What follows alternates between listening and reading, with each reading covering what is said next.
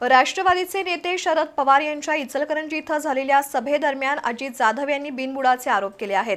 या आरोपामुळे वंचित बहुजन आघाडीची बदनामी होतीये। या प्रकरणी अब्रू नुकसानीचा दावा आणि निवडणूक आयोगाकडे तक्रार करणार असल्याचं वंचित आघाडीचे इचलकरंजी विधानसभा मतदारसंघातील उमेदवार शमशुद्दीन मोमीन यांनी पत्रकार परिषदेत सांगितलं।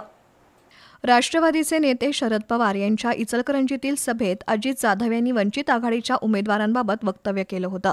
या आरोपाबाबत उमेदवार शमशुद्दीन मोमीन यांनी पत्रकार परिषद घेऊन आपली भूमिका मांडली।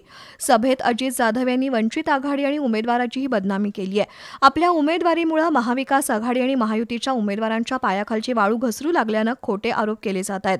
मुस्लिम समाजाची मतं खाण्यासाठी आपण निवडणूक लढवत असल्याचा आरोपही चुकीचा आहे।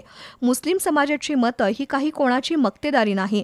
काँग्रेसचा प्रपंच आजपर्यंत मुस्लिम आणि दलित समाजाच्या मतावर चालत आला आहे, हे नवीन नाही।